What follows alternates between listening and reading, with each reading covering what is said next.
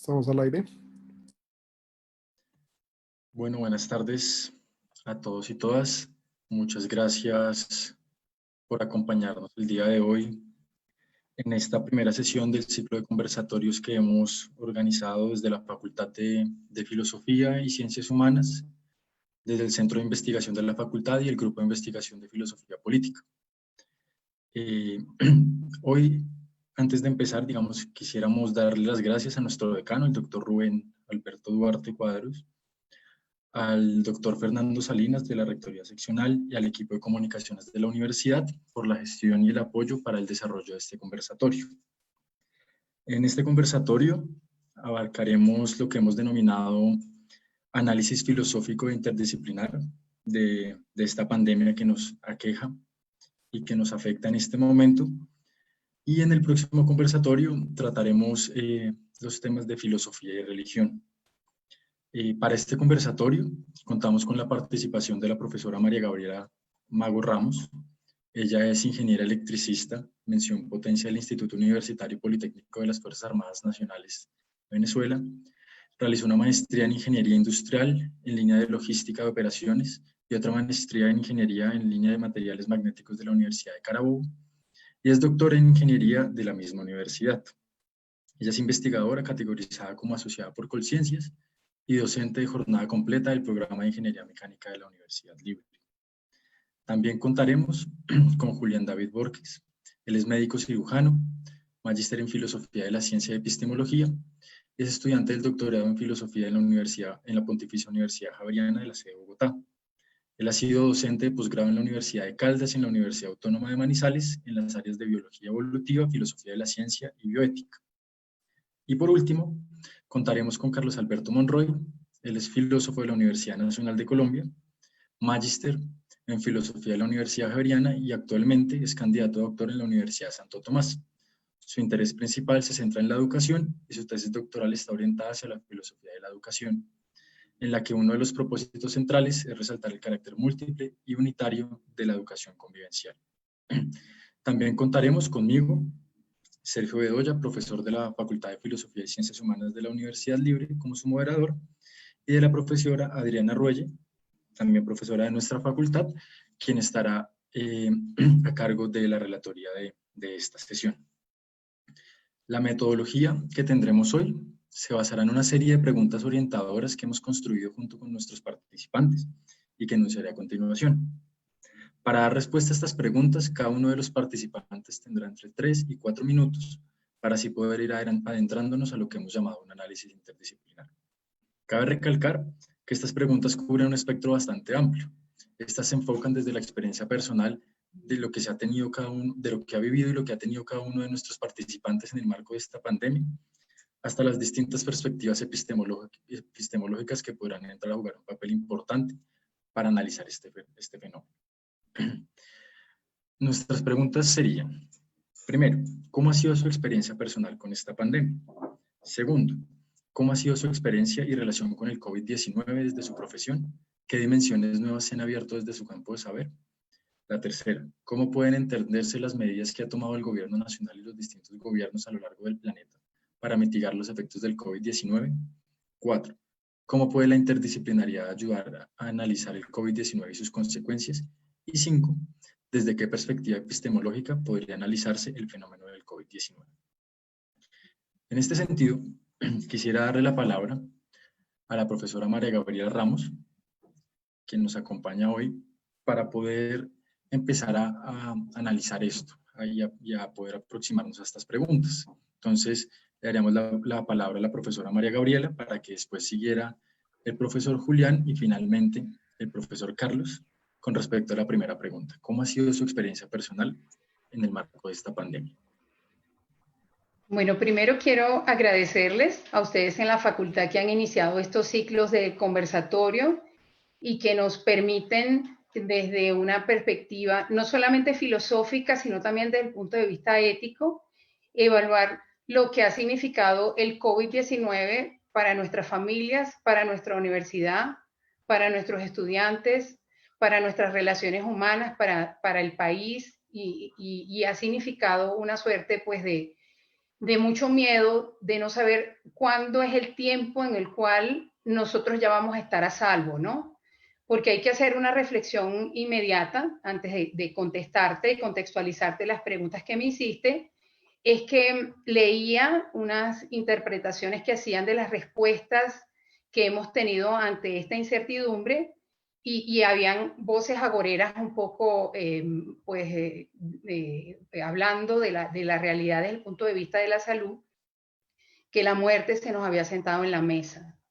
Y eso nos hizo detenernos en el tiempo, detenernos a ver qué estábamos haciendo con nuestras relaciones humanas, qué estábamos haciendo con esa prisa que llevábamos en hacer las cosas del día a día para producir, para generar, para crear conciencia. Y siempre lo hablábamos, pero en forma un poco más como lejana, no lo veíamos tan cerca, ¿no? Pero fíjense, en ese orden de ideas, ese coronavirus, ¿verdad? Que surge en diferentes partes del mundo, que ha atacado a Colombia, pero también a nuestros vecinos, que ha atacado a la Comunidad Europea de una forma muy, muy directa, donde hemos visto pues los reportajes en los Estados Unidos de la cantidad de personas que han sido contagiadas y que han fallecido. Y nos empezamos nosotros a alertar y a tomar acciones para protegernos del virus, protegernos de una epidemia que nos tomó por sorpresa y que en forma disruptiva llegó y tenemos que aprender a convivir con ella, ¿no? Entonces eso nos cambió la forma. Yo les voy a traer a colación un escrito que tomé de un libro que se llama Memorias de Adriano, de la escritora Marguerite Yourcenar, y allí hacen unas reflexiones donde nos dicen o nos piden que volvamos un poco al pensamiento. Ese pensamiento que no podemos controlar, pero que nosotros podemos llevar a nuestras vidas y que también esta pandemia nos ha permitido desde otro punto de vista personal estar más cerca de nuestras familias, estar más cerca de nuestro entorno, estar más cerca de nuestros afectos. Aprovechar para mejorar los canales de comunicación, para aprovechar el tiempo de permanencia en casa, para buscar otras formas de aprendizaje, para conectarnos con nosotros mismos. Y eso es importante tenerlo en cuenta. Entonces, fíjense que les quiero comentar esto, ¿no? El COVID-19 en el año 2020, siglo XXI, representa, de acuerdo al indicado en el libro Memorias de Adriano, de la escritora belga, nacionalizada estadounidense y también francesa, Marguerite Yourcenar, volver un poco al pensamiento, porque Adriano fue uno de los grandes emperadores del Imperio Romano. Él impuso límites y sirvió de apoyo a otro gran emperador, Marco Aurelio. Por lo que filosóficamente el COVID-19 es una oportunidad para darnos cuenta de que debemos preocuparnos de las cosas que podemos controlar. Y a ello debemos dedicar nuestros esfuerzos. Podemos manejar el control de los pensamientos, más no la naturaleza. El comportamiento personal, más no el de los demás. Debemos tener una oportunidad para construir una mejor sociedad. Pero hay una frase que impacta mucho de ese libro que dice que cuando vemos la gente que no es tan disciplinada, la gente que a veces te dice es mentira lo del COVID-19, yo no conozco a nadie que esté contagiado y yo me asombro de que haya tanto escepticismo, que es respetable, ¿no? Pero entonces yo voy a utilizar una frase un poco difícil que aparece en ese libro, que dice, en la guerra contra la estupidez humana, la inteligencia siempre ha perdido. Entonces, fíjense, este es el tiempo para reflexionar, para darnos cuenta de lo que podemos cambiar como individuos, que podemos desarrollar una forma más consciente de la individualidad, que la sociedad sea mejor. Pero esto también hace que se exacerben pues las ideologías, los patriotismos, las personas que a lo mejor tienen alguna carencia afectiva, enfermedades mentales.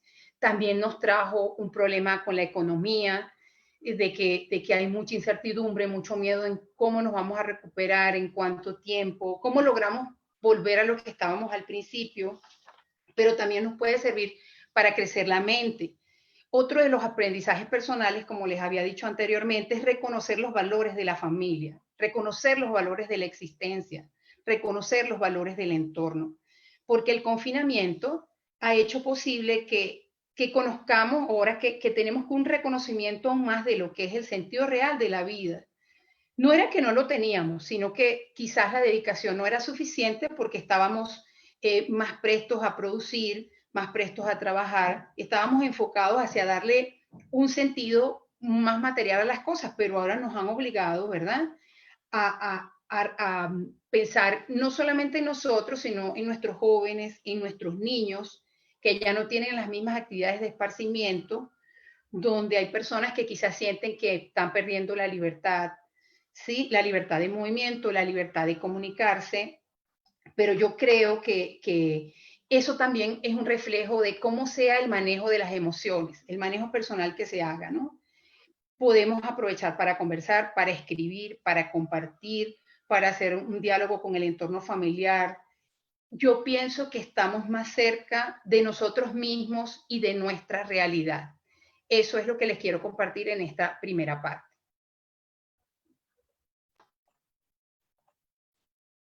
Perfecto, apreciada María Gabriela, muchísimas gracias. Julián, tienes la palabra. Muchas gracias. Te escuchamos. Muchas gracias a ustedes. Buenas tardes, muchas gracias por la invitación y me honra estar pues en compañía de excelentes panelistas a los que saludo también y a todos los que nos están siguiendo.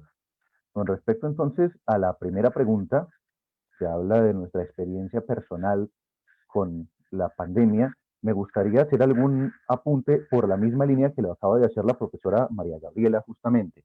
Y son varias cosas. La primera, se habla, los historiadores generalmente señalan lo que ellos mencionan como la democratización de la muerte en tiempos de pandemia. ¿En qué consiste esa democratización? Pues en que, por supuesto, una enfermedad epidémica como esta, como la COVID-19, que produce el virus SARS-CoV-2, con el que ya todos estamos medianamente familiarizados a través de los medios de comunicación, suele generar una mortalidad que parece no discriminar a nadie. En el caso de la COVID-19, en efecto, hay una predilección del virus por los pacientes más ancianos, por los pacientes con enfermedades crónicas. Sin embargo, hemos visto que hay fallecimientos de todos los pacientes por igual. Hay fallecimiento de personas jóvenes asociadas, parece ser, a unas mutaciones genéticas en algunos receptores, como los que se conocen como los receptores de angiotensina, que están en nuestras células, y que parece que tienen bastante que ver con que haya pacientes jóvenes que de todas maneras van a fallecer por la enfermedad y que haya una especie de ruleta un poco macabra frente a quién va a poder fallecer o no, aunque hay poblaciones claramente más en riesgo. Por eso se habla de la democratización de la muerte.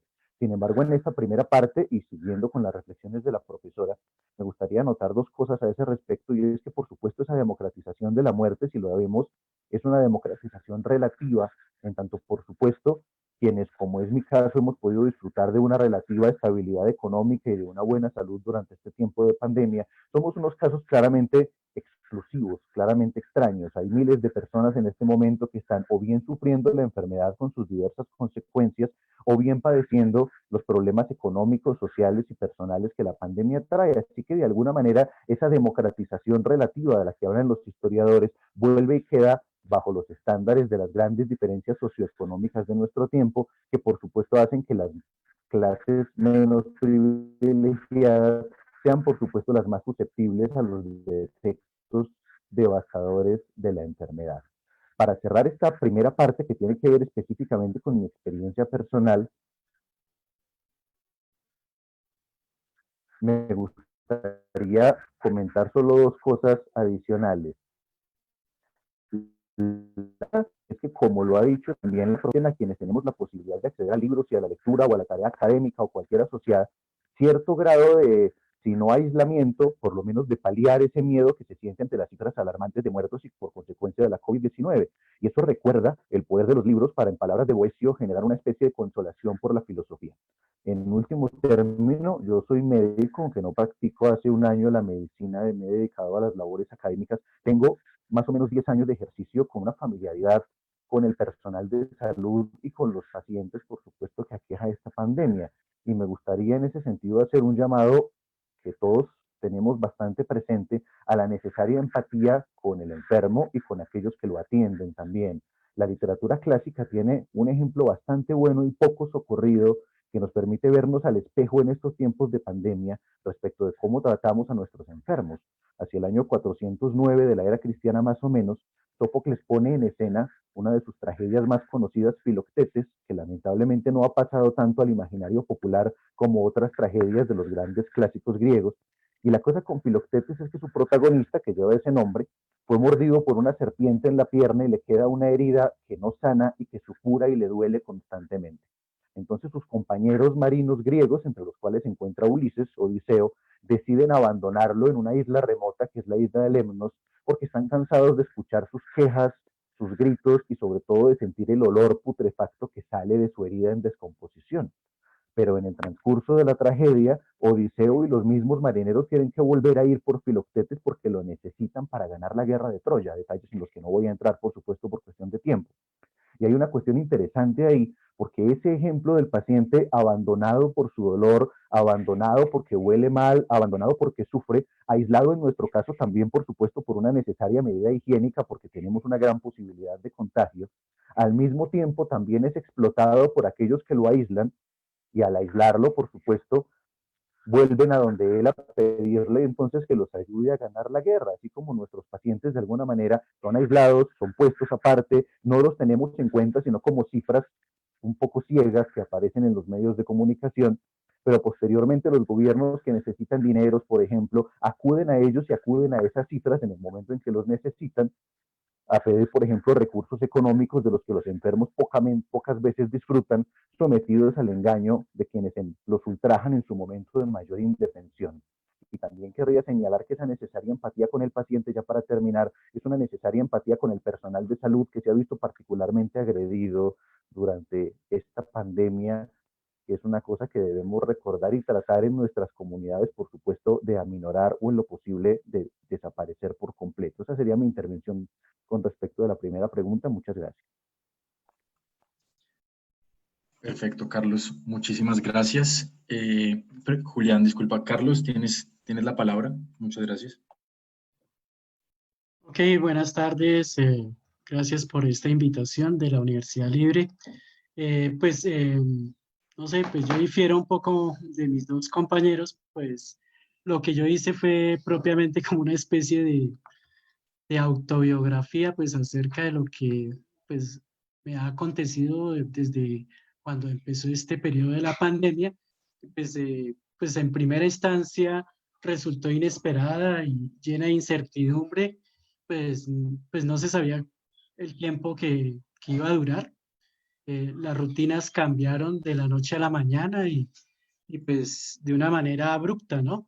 Y pues estaba acostumbrado, pues yo en mi experiencia particular, pues yo, aparte de ser docente de filosofía, pues me gusta mucho el deporte y practico el atletismo y pues esta situación de la pandemia pues me hizo cambiar muchas cosas con respecto al ejercicio, ¿no? Pues no poder salir a la calle, al parque, a hacer ejercicio, eso hizo que tuviera que idearme aquí en casa, en el apartamento, unas rutinas para hacerlas diariamente y pues eso pues modificó un poco mi vida y la de la familia, ¿no? Pues me va a permitir aquí leer un poco lo que yo escribí acerca con relación a esa pregunta, ¿no? Entonces, el confinamiento, recordemos, empezó el viernes 20 de marzo con la adopción de un simulacro de 4 días, por lo cual la idea de salir a la calle se restringía a hacer diligencias de pago de servicios, compra de alimentos y consignaciones bancarias. Para mí no poder salir a correr me parecía un poco frustrante, pues llevaba entrenando ya de manera ininterrumpida desde finales del mes de mayo del año pasado. Ya había participado en varias carreras, la última de las cuales fue un mes antes de declararse la cuarentena a nivel nacional, ¿no? Entonces, como no podía salir del apartamento, pues me ideé una rutina de ejercicios y luego de 5 semanas esa rutina empezó a molestar a la vecina que vive debajo de nuestro apartamento y pues me tocó salir a hacer esa rutina detrás del salón comunal del conjunto y pues cuando hacía ejercicio aquí en el apartamento los niños, tengo 4 niños y entonces me acompañaban ellos y realizamos diferentes actividades, pero pues dejaron de hacerlo porque pues como no tuve que salir a hacerlo afuera, entonces Me gustaba pues porque ellos me acompañaban y pues de algún modo pues uno tiene la idea de que el día de mañana ellos pueden hacer lo mismo, pues por propia convicción. Y bueno, eh, esto ha sido bueno pues porque para la familia, porque ha permitido reunirnos, pero también ha traído inconvenientes, ¿no? Porque eh, prácticamente en ocasiones nos tenemos que conectar por motivos de trabajo, por motivos de estudio.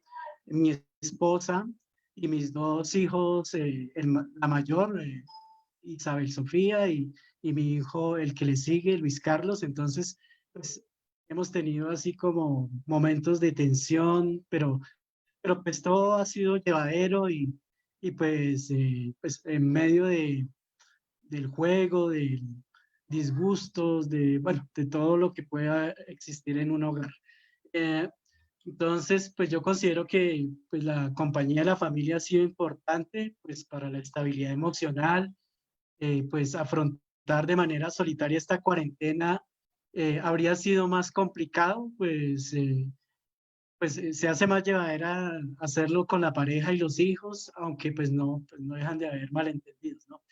Eh, y pues por lo menos en mi caso, yo también he aprovechado el tiempo, por lo menos en las noches, por ahí para desempolvar algunos libros que por ahí uno compra y que los deja sin leer. Entonces, por ejemplo, por ahí estoy leyendo un libro que se llama La llamada de la tribu de Vargas Llosa.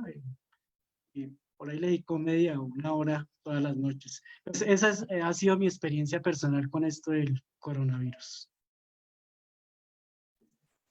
Perfecto, Carlos. Muchísimas gracias. Creo que hemos podido ver un poco distintas dimensiones a nivel personal, ¿no? Cómo nos ha afectado directamente nuestra humanidad, nuestra relación con los otros, incluso pasando por nuestra actividad física y nuestra actividad diaria, y eso es muy importante, digamos, para empezar a entender el fenómeno del coronavirus. Ahora bien, entraríamos un poco más a nuestra segunda pregunta, que se empieza a relacionar y a desprenderse un poco más de lo personal, a entrar al mundo profesional. Esta pregunta nos esboza lo siguiente: ¿cómo ha sido su experiencia y relación con el COVID-19 desde su profesión? ¿Qué dimensiones nuevas se han abierto? ¿Qué nuevos campos hay del saber? Quisiera cederle la palabra a la profesora María Gabriela para que nos cuente un poco acerca de su percepción sobre esta pregunta. Muchas gracias, Sergio. Bueno, yo comento lo que le he dicho a mis estudiantes igualmente, ¿no? El COVID-19 modificó la forma de comunicarnos, las formas de aprendizaje, ¿no? Ya existían herramientas tecnológicas que quizás uno las utilizaba como apoyo a la presencialidad, pero no en forma sincrónica como estamos haciendo ahora para dirigir los procesos académicos. Eso es bueno porque nos da nuevos retos, nuevas maneras de enfocar la didáctica. Para la ingeniería mecánica es complejo, hablo desde el punto de vista pues, de ingeniería en general, pero para nosotros, porque el componente práctico siempre ha sido como algo muy, muy de la mano de ese proceso de formación. Entonces, convertirla de repente en un video o en una forma no hacerlo como en la presencialidad para tú ver con tus propios ojos y que tú puedas aprender, equivocarte y volver a empezar, eso de cierta manera, bueno, nos tomó por sorpresa, pero no es menos cierto que a pesar de que cambiamos la forma de aprendizaje, la forma de transmitir historia, la forma de comunicarnos, ese teletrabajo nos obliga también a ser más efectivos, ¿no? A tener un poco más de paciencia en las formas de entrenamiento.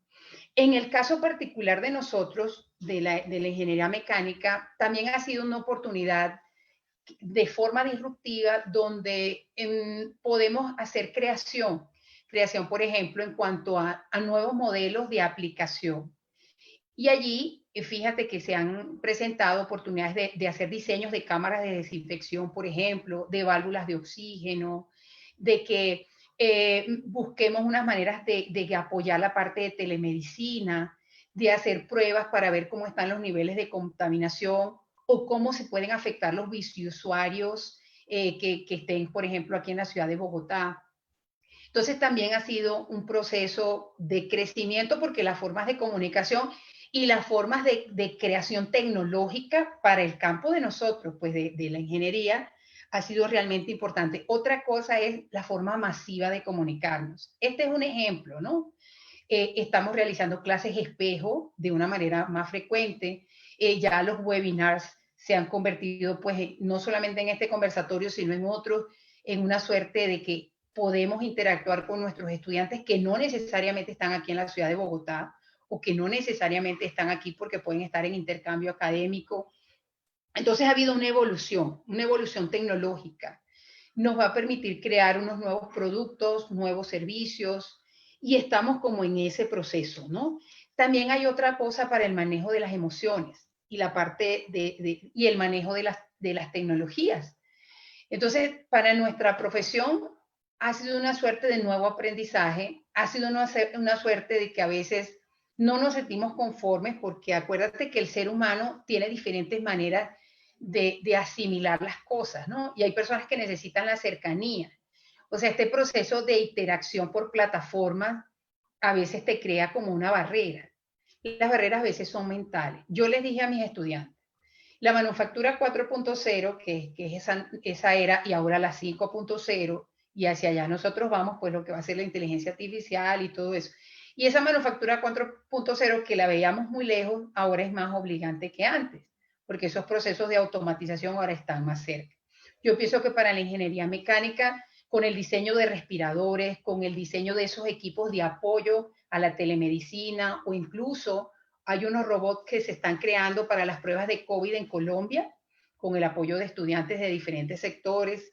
Entonces, todo eso para hacer esas pruebas, todo eso que obliga a que la aplicación de ingeniería esté ya, porque la pandemia pues necesita herramientas, necesita recursos, y la forma de transformar el conocimiento a través de estos modelos de aprendizaje, pero eso sí, es obligante para el docente y allí me ha tocado aprender, ¿no? Me ha tocado hacer cosas que no había hecho, buscar videos, buscar nuevas alternativas, y me ha tocado aprender. Yo pienso que para el estudiante que no estaba acostumbrado ha sido una suerte también de eso, y para el docente que ahora está de este lado ejerciendo esa labor pues en forma sincrónica, también lo ha sido. Entonces te hablo de esos dos contextos. No sé qué opinen los otros panelistas, a quienes, bueno, igualmente les doy la palabra.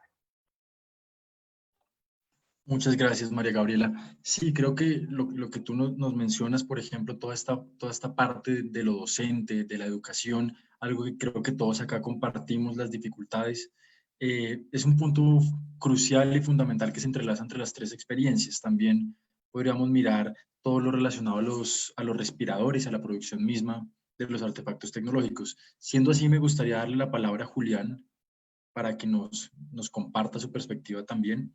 Sigue, por favor. Muchas gracias de nuevo, Sergio. Les comento, en general yo traté de hacer un abordaje desde mis áreas de interés, por supuesto, y cómo esas áreas profesionales han abierto nuevas dimensiones, que es a lo que la pregunta precisamente se refiere. Me gustaría referirme en esta primera pregunta fundamentalmente a uno de mis campos de estudio, que es la historia de la medicina, y contar algunos aportes que eso hace para comprender nuestra pandemia actual, y dejar otro campo interesante que es la biología evolutiva para más bien las preguntas 4 y 5, si ustedes están de acuerdo, para no recargar mucho esta primera parte. Con respecto de la historia de la medicina, hay una cosa interesante, y es que la historia de las pandemias, de las epidemias a lo largo de la historia, ha tomado un nuevo interés, ya no solamente como una nota historiográfica o erudita, sino como una manera de entender otros fenómenos pandémicos y comprender un poco lo que nos está ocurriendo y probablemente tratarlo de una mejor manera y en lo posible prevenir nuevas pandemias. Y eso es una cosa bien interesante. Nos permite entonces mirarnos un poco en el espejo de la historia, este conocimiento de la historia de la medicina, y verlo a otra luz, que es lo que les voy a compartir muy brevemente. Por supuesto que es ineludible referirse a la peste negra. Entre 1347 y 1350 acaba casi con la mitad de la población europea. Y hay cosas bien interesantes de la peste negra que nos llegan hoy. También, por ejemplo, la transmisión por portadores asintomáticos fue una cosa bien importante en ese momento, y hordas horrorizadas de personas huyendo de la muerte se desplazaban de un pueblo a otro llevando la peste, por ejemplo. Pero además, el hecho de que se haya muerto el 30 al 50% de la población cambió la manera del medioevo de entender su propia vida, sus jerarquías, la manera como se comporta, una cosa muy en el tono de lo que la profesora María Gabriela estaba conversando durante la primera pregunta.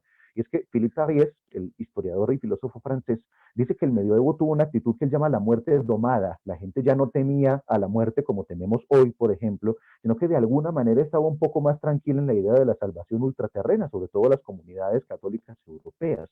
Sin embargo, esa aparente tranquilidad cambia con la peste negra, porque primero la peste, como hemos dicho, democratiza la muerte en el sentido en que se mueren mendigos, obispos, niños, campesinos al mismo tiempo, y eso por supuesto destruye la escala de valores medieval que pensaba que los obispos o los reyes o las personas consideradas santas iban a morir de viejos, a morir confesados, mientras que lo peor que le podía pasar a un hombre medieval era morir sin el sacramento de la confesión, morir de repente. Y ahora todo el mundo muere de repente y aparentemente la enfermedad no discrimina edad ni clase social.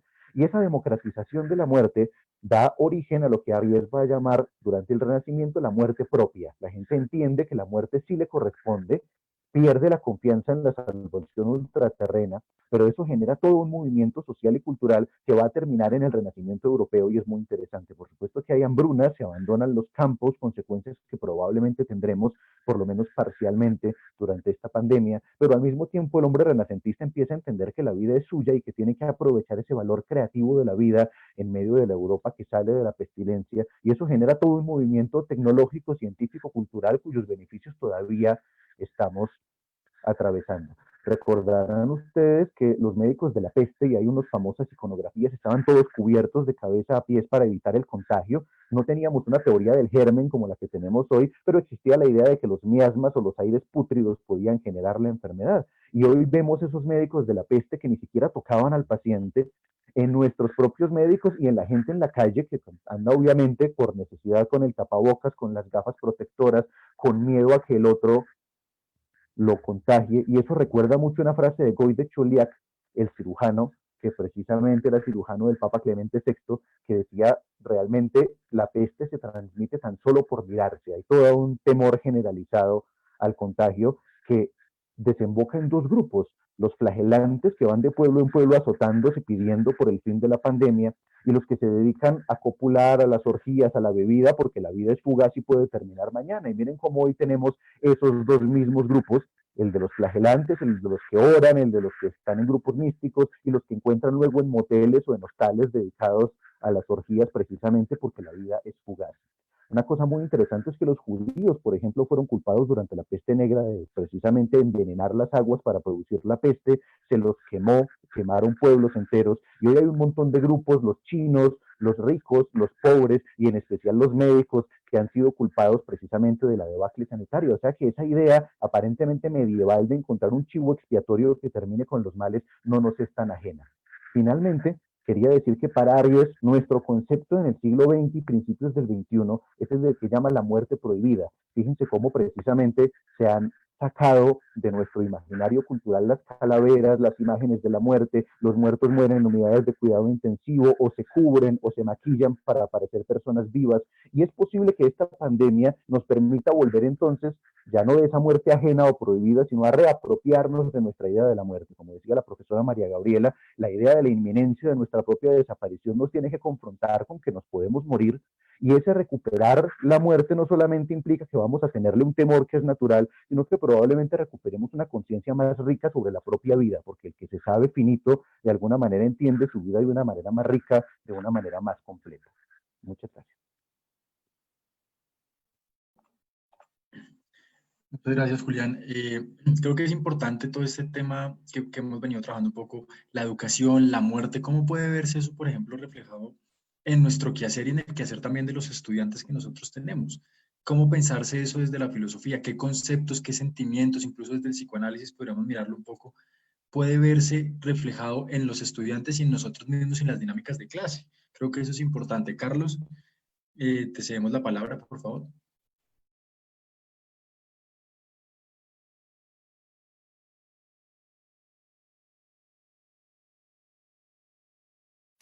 Carlos, no te escuchamos. Bueno, pues yo como soy docente de una institución educativa distrital, pues nos hemos visto abocados a muchas dificultades porque pues esto se nos presentó de un momento a otro y pues no, los colegios y ni los estudiantes ni los padres de familia estaban preparados para esta contingencia y pues en el caso mío, pues hacer guías de un momento a otro al comienzo, incluso pues no había en el colegio correos institucionales de los docentes, entonces los estudiantes tenían que, nosotros tuvimos que idearnos unos correos electrónicos para que ellos enviaran los trabajos y poderlos así calificar. Pues ha sido una labor ardua, con muchas dificultades, pero bueno, ahí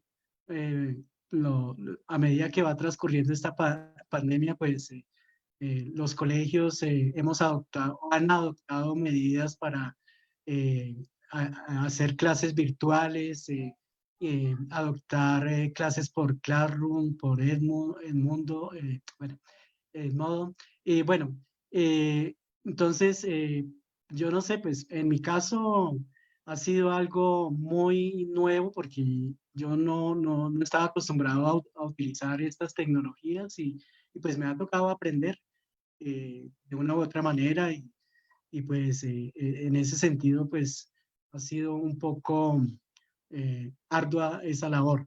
Y pues, en ese sentido siento que pues esas tecnologías, a pesar de que hace un tiempo estaban entre nosotros, en mi caso yo no las he utilizado porque a veces también los colegios, sobre todo los públicos, pues carecen de recursos para llevar a cabo este tipo de aprendizajes, ¿no? Pues no, yo creo que no es en todas las instituciones, pero sí hay un buen número de instituciones a nivel nacional que tienen dificultades, falencias en este nivel, ¿no?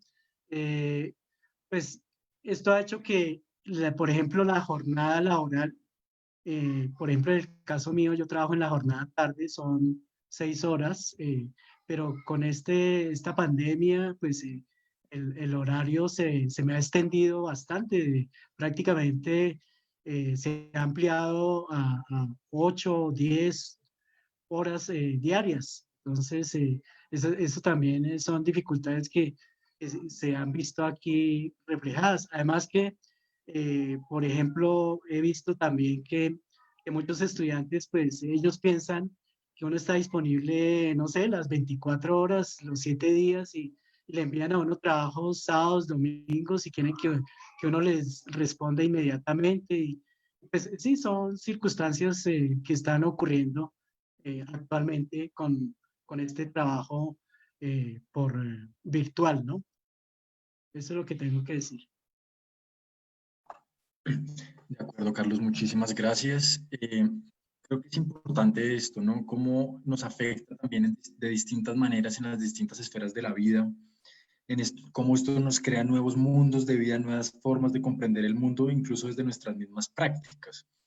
Ahora bien, quisiera que giráramos un poco, saliéndonos de nuestras profesiones, de cierta manera, saliéndonos de nuestra experiencia personal, para que nos adentremos a un mundo más concreto, un mundo donde podríamos pensar la realización de lo político, de lo económico, de lo cultural, de lo social.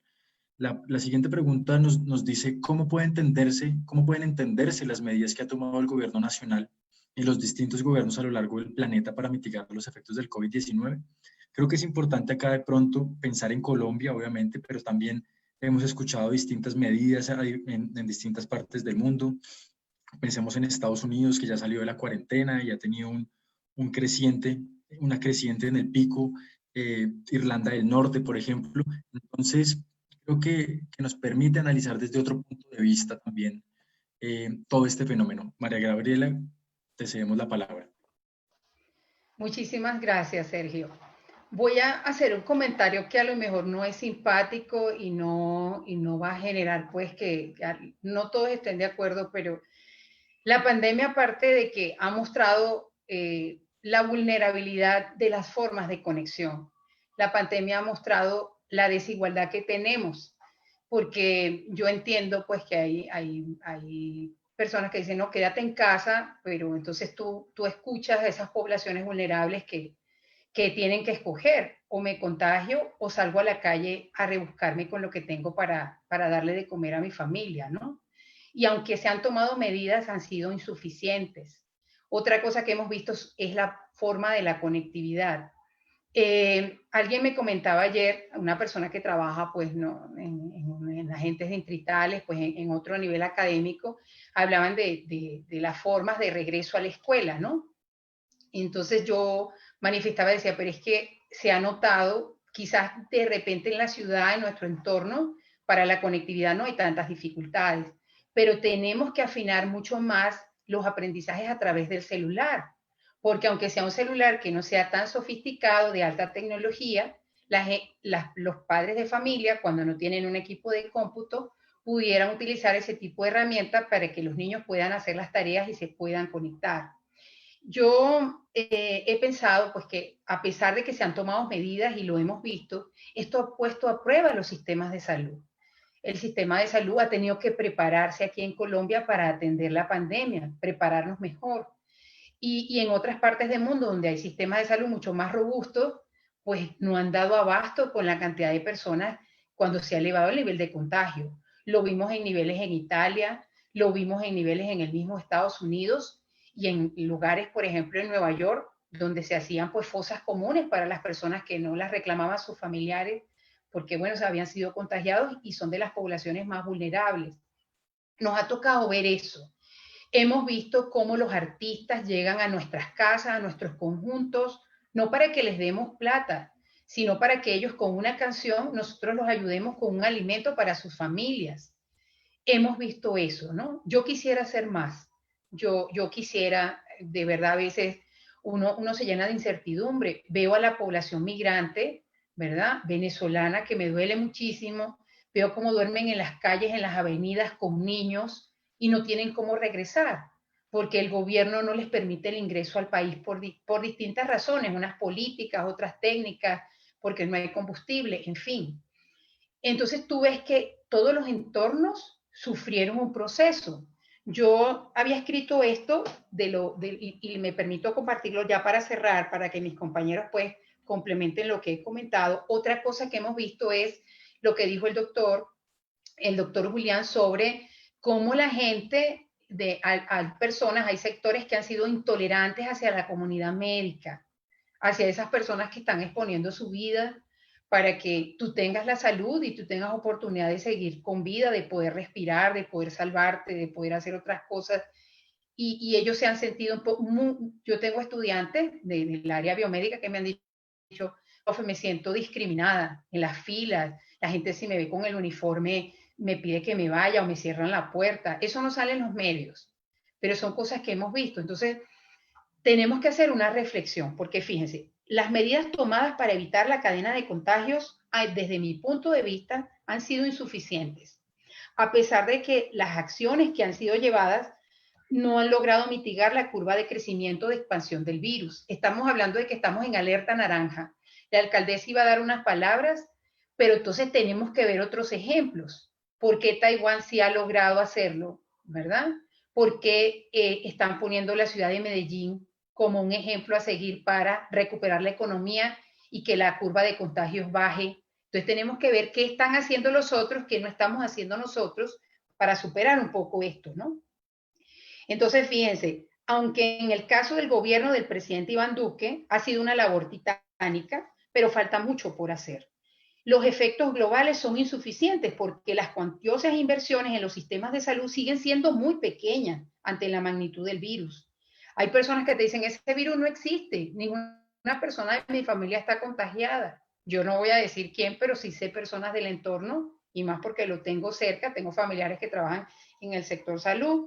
Hay políticas de países orientales, ¿verdad?, que admiten el control de datos. Nosotros somos indisciplinados. Yo todavía no he instalado la aplicación Coronat en mi teléfono y a cada rato recibo un mensaje, porque eso en tiempo real permite verificar la temperatura, en este caso de un futuro paciente, ¿no? Y nosotros eso lo vemos como una intromisión hacia nuestra privacidad. Hay personas que dicen, eso es mentira. lo que quieren es dominarnos, dominar nuestro entorno, dominar nuestra libertad. Hay personas incluso que son pares de uno que comentan ese tipo de cosas. Entonces, fíjense, la cultura en algunos países nórdicos, como pongo por ejemplo Islandia, por ejemplo, o cualquier otro país, ¿verdad? Hacia ese sector, y los países orientales es mucho más disciplinada. Y eso les ha ayudado en las medidas de prevención del virus, pero no ha sido igual en Brasil, que ya lo vimos, que ya ocupa el segundo lugar a nivel mundial en la cadena de contagios y muertes. No fue igual en Ecuador, tampoco fue igual en México, ¿verdad? Y por supuesto lo vimos en Italia y lo vimos en España. Entonces, la cantidad de personas fallecidas y contagiadas ha sobrepasado la capacidad de esos sistemas de salud. En el caso de Colombia, el sistema de salud se ha preparado de la mejor manera. O sea, yo pienso que la cuarentena inicial fue para eso, para preparar nuestro sistema, porque estábamos muy vulnerables todavía en eso. Pero se han ido incrementando las personas contagiadas y las personas fallecidas. Esto me permite a mí, en todo contexto, pensar que hay una incertidumbre hacia la posible fecha en corto plazo sobre la caída o el aplaneamiento de esa curva de contagios. Y ha afectado absolutamente todo nuestro entorno. Desde el punto de vista político, que era otra cosa que usted me comentaba, yo trato de no formar parte, de no ser muy neutra, porque uno como ingeniero, pues uno es muy técnico. Se han tratado de tomar las medidas. Algunas no las comparto porque me parecen más populistas y me parece que ha habido falta de atención, ¿sí? Sobre todo de la gerencia aquí en la ciudad de Bogotá. Pero me imagino, bueno, que están tratando de que salgamos adelante, pero yo veo que las cifras todos los días aumentan. Entonces, ¿qué nos toca hacer? Nos toca aprender a convivir con el virus. Nos toca aprender a protegernos, nos toca aprender a tomar las condiciones de bioseguridad y nos toca disminuir un poco esas brechas de desigualdad, esas brechas. Yo recordaba algo, ¿no? En las ayudas sociales, y esto es aprovechando pues que esto es público y es simplemente una idea que se me ocurrió a mí, nadie me la ha dicho, no estoy inscrita en ningún partido ni más faltaba, pero los niños de estratos más bajos, ¿por qué así como les damos una merienda, hagamos una inversión con nuestros impuestos y démosles una tableta? Pero tú le das una tableta al niño y le das también una memoria al maestro para que el maestro pueda accesar a la información. Y de esa manera el niño tiene una herramienta para poder estudiar. ¿Cuánto nos vaya a costar y si se pueda? Eso no lo sé. Eso no lo sé. Pero entonces busquemos alternativas. Si las formas de conexión no son esas, entonces hagámosla a través del celular. Desde el punto de vista social, hay gente que está también muy afectada. No hemos hablado también de las enfermedades mentales que esto ha traído, porque la soledad, también el confinamiento, todo eso afecta a las personas. No todo el mundo tiene la misma manera de enfrentar las pandemias que llegaron de esa forma para quedarse. Y bueno, para cerrar quería decirle eso. Lo que más me inquieta, y al doctor yo le pido que me dé una, no tenemos una fecha, sino que hay que aprender a vivir con el virus y hay que tomar medidas desde la universidad, desde nuestros hogares, desde nuestros trabajos. Y yo pienso que esto, como nos ha cambiado, nos va a llevar a un régimen mixto. Habrá una parte de la población que seguirá utilizando estas plataformas, habrá otra que le tocará hacer la presencialidad y haremos un proceso como rotativo. Y los sistemas de salud tienen que enfrentar esto. Esto más las enfermedades tradicionales preexistentes que ya tenían. Con eso pues cierro mi intervención.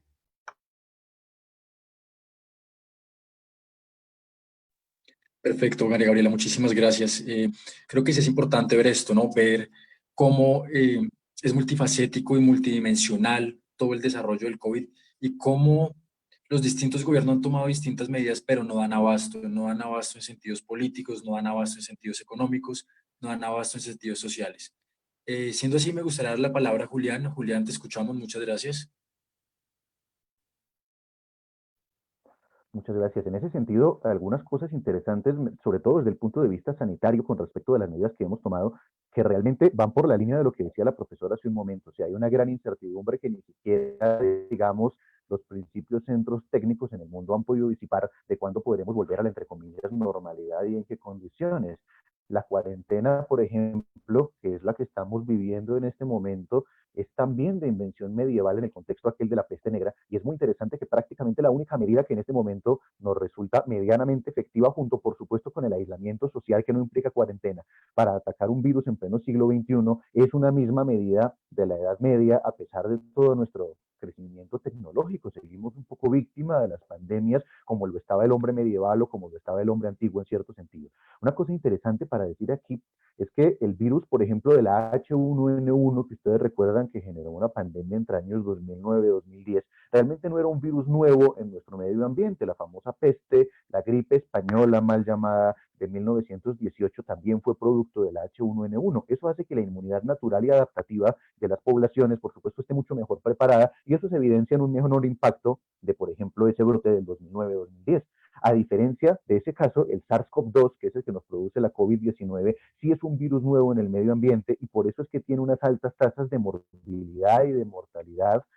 Podemos decir que 2-3% parece no ser mucho, pero en los números totales, por supuesto que es alto, porque no hay ese grado de inmunidad en primer lugar. Respecto a retomar las actividades sociales, hay varias, digamos, polémicas en este sentido. Si ustedes se fijan, países como Suecia, que fueron los países que primero abrieron, digamos, sus puertas y que evitaron el encierro y la cuarentena, hace unos 3-4 días el doctor Agnes Ternel, que es el epidemiólogo estrella de los suecos, declaró que habría hecho las cosas diferentes. Claramente la medida no era suficiente, y si vemos países como Nueva Zelanda, que tiene un buen comportamiento, lo que ha hecho Nueva Zelanda es en una gran parte cuarentena y generar una cantidad de círculos de prevención que hacen que entrar o salir del país sea extremadamente difícil. O sea que parece que las medidas un poco draconianas, y que por supuesto que tienen grandes impactos en la educación y en la economía, parece que son las únicas que están dando abasto en ciertos países del mundo, y eso es bastante interesante. Finalmente, un argumento que se ha hablado hoy es el de la inmunidad de rebaño. La inmunidad de rebaño es esa población de enfermos que adquieren la enfermedad, y al adquirir la enfermedad ya son inmunes o que se vacunan, y entonces esos inmunes funcionan como una especie de barrera para que quienes no han tenido la enfermedad pues no la padezcan. Sin embargo, para que esa inmunidad de rebaño sea efectiva, se requiere entre el 70 y el 90% de la población infectada, que en una población tan susceptible como la nuestra, con altas tasas de morbilidad y mortalidad, pues por supuesto es una cifra muy compleja de alcanzar sin grandes y dramáticas consecuencias, por supuesto, en salud y sociales y económicas. Entonces eso convierte a la inmunidad de rebaño en una cosa bastante compleja. Además, todavía hay una discusión bastante grande sobre si quien se infecta de SARS-CoV-2 desarrolla en efecto anticuerpos o no. Hay varios casos en el mundo de pacientes que no se sabe si se han reinfectado o si es que hicieron una especie de agudización de su primer cuadro, y hasta que no sepamos eso, por supuesto que no podemos motivar una inmunidad de rebaño de manera abierta. Entonces, el panorama es bastante complejo. Sin embargo, yo estaría por el lado de la salud por tomar en la medida de lo posible las medidas más estrictas que se pueda. Y otra cosa que no podemos hacer tan libremente es compararnos en términos pues gubernamentales con países, por ejemplo, como Alemania o como Inglaterra, que ya están en un momento epidemiológico muy distinto de la pandemia al que estamos cursando en Colombia, así que no podemos adoptar todas sus medidas, digamos, de liberación de la población de manera inmediata, y cuyos sistemas de salud son realmente mejores que el nuestro. Si todo sistema de salud tiende a colapsar, en este caso, un sistema de salud debilitado, cooptado por intereses particulares y otra cantidad de cuestiones que ustedes conocen, pues por supuesto va a ser muy susceptible mucho más a estas consecuencias. Y finalmente, algo que mencionaba la profesora María Gabriela hace un momento, nosotros, y hay que admitirlo, no tenemos tampoco un nivel de cultura ciudadana que nos permita garantizar un aislamiento inteligente en todos los contextos, y lo hemos visto en las noticias, lo hemos visto en las redes sociales. Así que creo yo que se sigue una primera campaña de educación muy importante para volver a tratar de retomar, de vivir con el virus, como decía la profesora, sin grandes riesgos para la salud. Esos serían mis comentarios con respecto a esas medidas generales.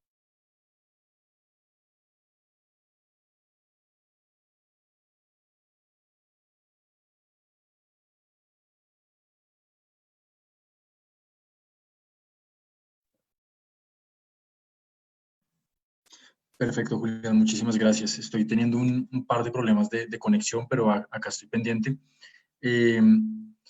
Claro que sí, digamos, creo que es importante ver también que hay una diferencia también en el desarrollo epidemiológico y también en el político, social y económico entre los distintos países. No es lo mismo hablar de Colombia que hablar de Alemania, como bien lo decía Julián, y no es lo mismo también en términos culturales, por ejemplo, hablar de la disciplina que se tuvo, por ejemplo, en Nueva Zelanda, la disciplina que tenemos acá en Colombia, una disciplina mediada por factores económicos, por factores culturales, que dificultan claramente el poder, digamos, contener la expansión o mantener a raya el proceso, digamos, de crecimiento de este virus.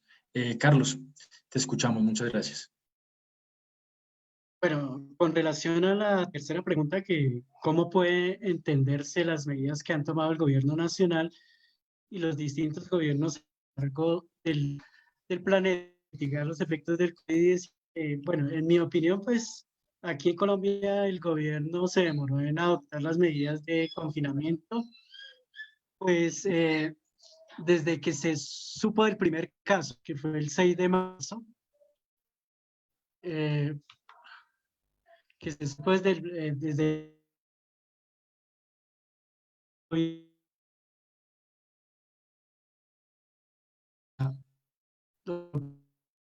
hasta el 25 de marzo. Entonces, en ese lapso, pues, se debieron haber tomado esas medidas de prevención contra el coronavirus. Entonces, solo aquí en el caso de Bogotá, pues la alcaldesa, recordemos que hizo un simulacro de 4 días antes de que se decretara la cuarentena nacional, ¿no? Y esas medidas que tomó el gobierno nacional aquí lo hicieron también impulsados, pienso yo, porque ya habían dignatarios aquí locales que empezaron a tomar medidas al respecto, ¿no? Entonces, como no se toma, las medidas tampoco se tomaron de inmediato porque de todas maneras las medidas se tienen que tomar en cuenta también con relación a los gremios económicos, ¿no? Las implicaciones a nivel nacional iban a ser de gran magnitud y de hecho pues así han sido, ¿no?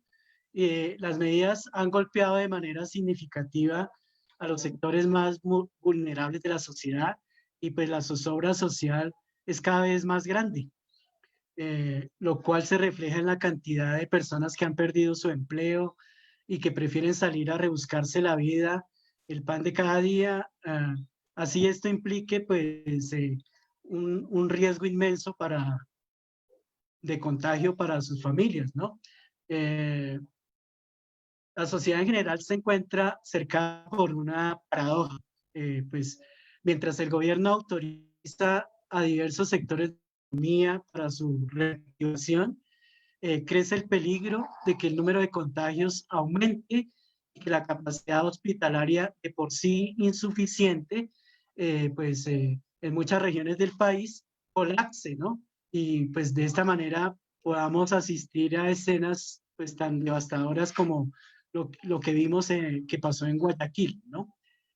Si las cifras que arroja el gobierno cada día acerca del avance del COVID-19 en el país son ciertas, uno pudiera decir que la gestión del gobierno ante los efectos de la pandemia han sido relativamente exitosos, pues no ha permitido que la capacidad de las unidades de cuidado intensivo se vea excedida por el número de personas ingresadas a esas unidades, aunque ya hoy en día, ya aquí, por ejemplo, en Bogotá se habla de una ocupación de más del 50%, ¿no?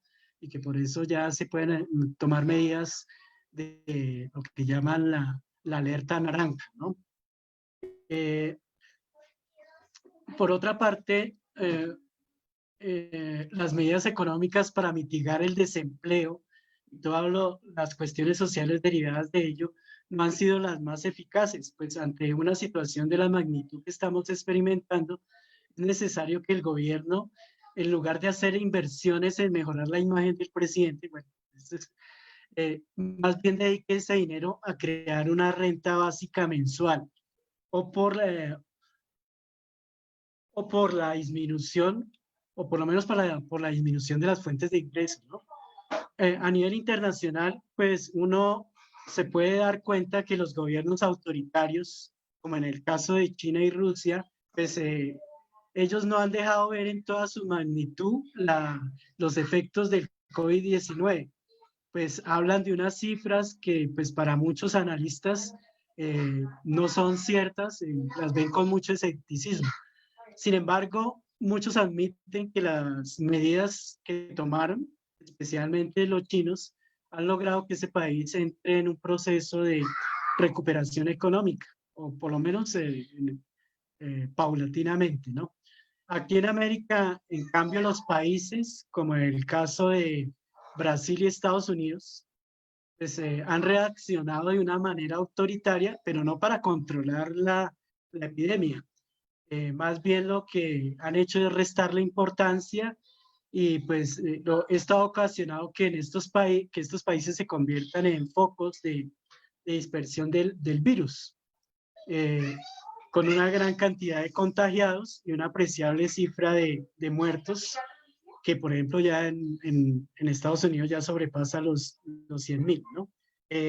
Por otra parte, analistas como Moisés Naim admiten que el COVID-19 ha puesto a cada gobernante en el puesto que le corresponde. Y pues en el caso de Brasil y Estados Unidos, los ha dejado muy mal parados. Pues ante esta contingencia, los gobernantes de estos países han actuado pues con soberbia y con poco tacto, ¿no? Llevando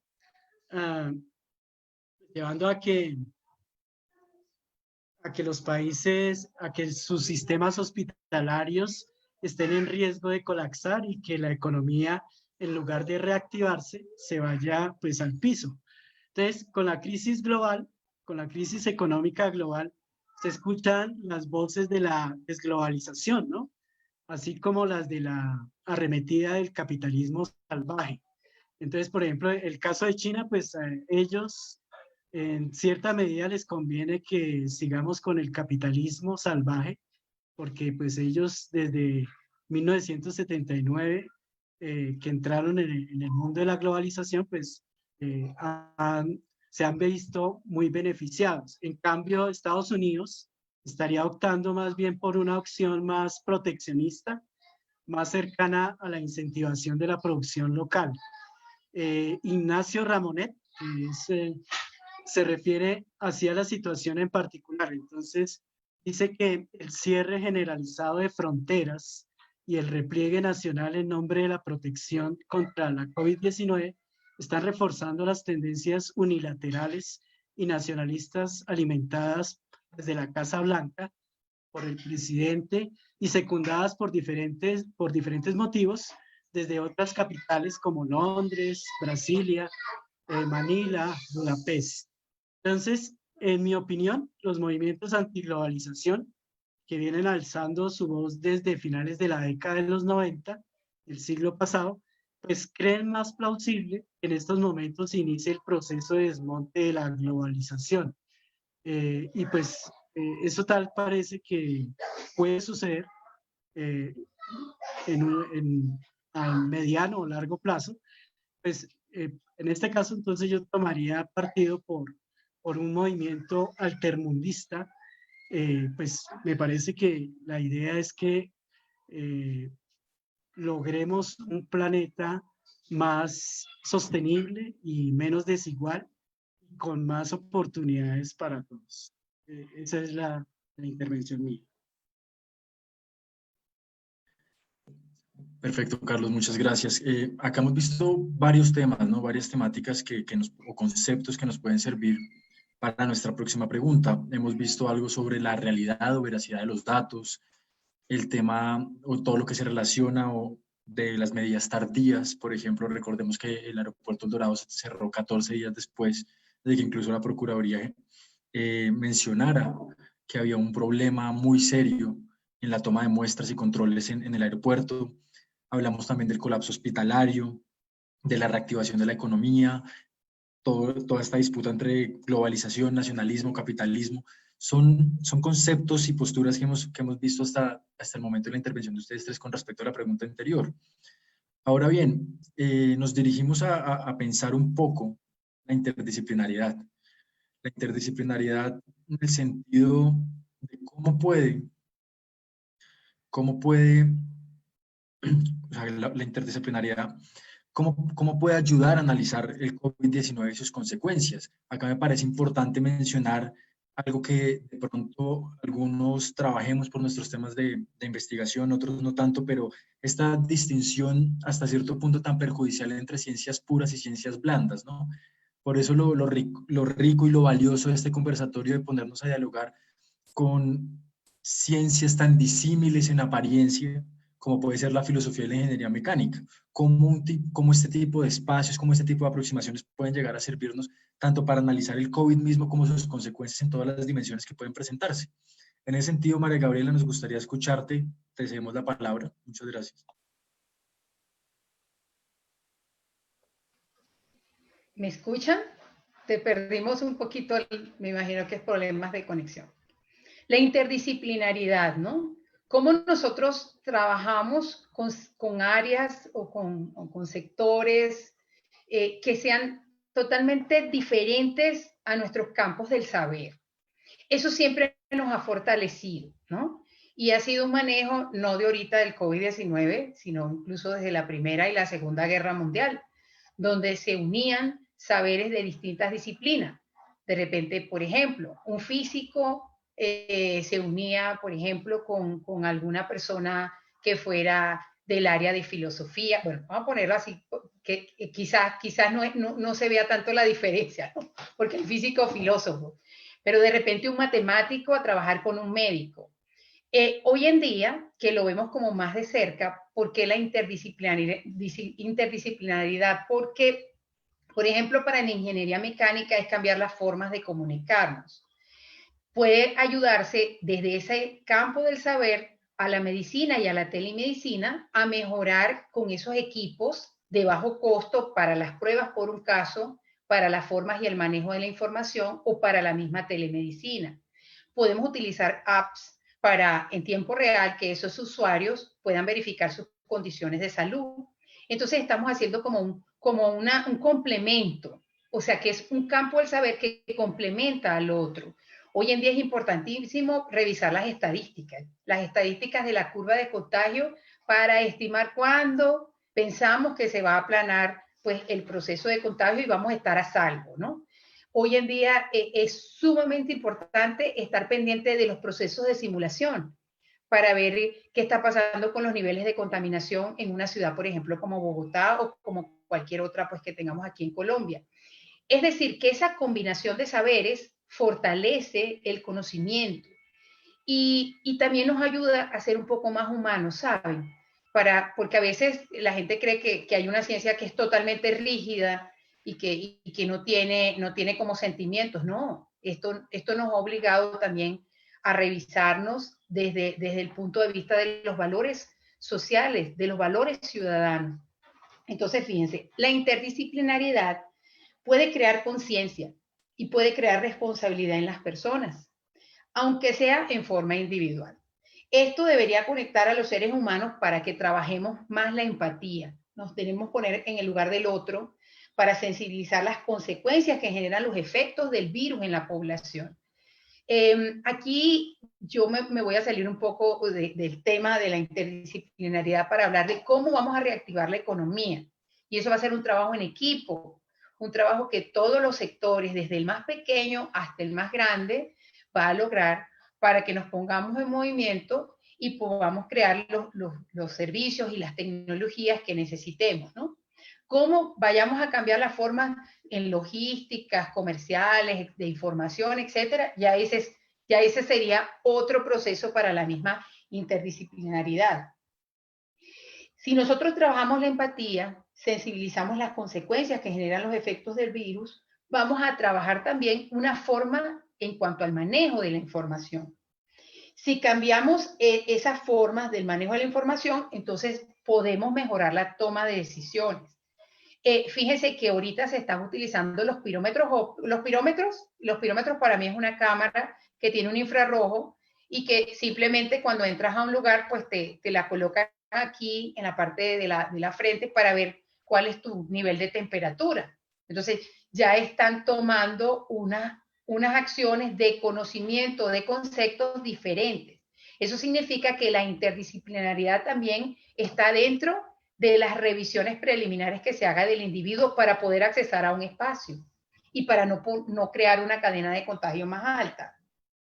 Entonces, esa toma de decisiones se abren desde el campo de la ingeniería. ¿A través de qué? A través de aplicaciones tecnológicas. Y entonces, así como nosotros tomamos ese rumbo, también la medicina, porque ahora la medicina cambia a telemedicina. Los pacientes son responsables de los síntomas que presenten, pero con la ayuda de las herramientas tecnológicas que tengamos a mano. Y eso va a ser en tiempo real. O sea que vamos a tener una información en tiempo real. Es decir, que combinamos las áreas y al combinar esas áreas en forma interdisciplinar, vamos a crear, como les dije antes, procedimientos complementarios, pero esos procedimientos complementarios nos van a ayudar muchísimo en cuanto a combatir la propagación del virus. La interdisciplinariedad también forma parte de los campos de saberes, ¿no? Y yo pienso que este ejercicio que Sergio gentilmente pues nos está permitiendo tener el día de hoy es una forma de mostrar las visiones desde todas esas ópticas, que los campos interdisciplinares pueden complementarse y pueden correlacionar resultados para que precisamente a largo plazo salgamos más fortalecidos. Ese sería mi aporte en esta siguiente pregunta.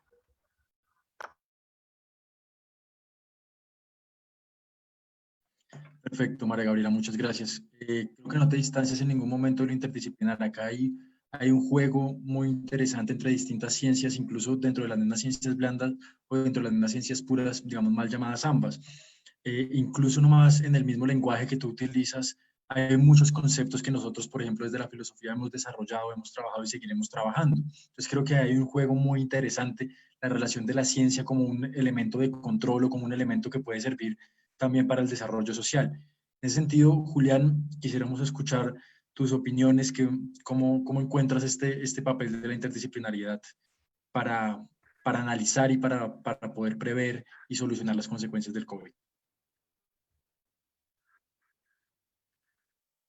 Claro, muchas gracias. Precisamente la interdisciplinaridad entra a jugar aquí de una manera muy particular dentro de lo que yo tengo para aportar. Y es que en el siglo XX, cuando aparecen todos los antibióticos, hay un optimismo generalizado de que las enfermedades infecciosas van a desaparecer completamente de la Tierra. Incluso si ustedes se fijan, escritores contemporáneos como Noah Harari, como Jared Diamond, decían que las pandemias eran un problema de otras épocas porque teníamos todos los medios para controlarlas y que probablemente no iba a haber nuevas pandemias globales, lo que por supuesto esta pandemia por la COVID-19 entra directamente a refutar. Entonces hemos visto que el modelo tradicional de entender las enfermedades infecciosas como un microorganismo al que había que destruir con medicamentos cada vez más potentes se está quedando atrás porque las bacterias y los virus son cada vez más resistentes a esos medicamentos, incluso hay resistencia a algunas vacunas, es el caso de algunas cepas de la polio, y entonces empezamos a ver la necesidad de entender de otra manera las enfermedades infecciosas, y en esto la ecología y la biología evolutiva sobre todo entran a contribuir grandemente. Entender que lo que somos son diversas especies, microorganismos y nosotros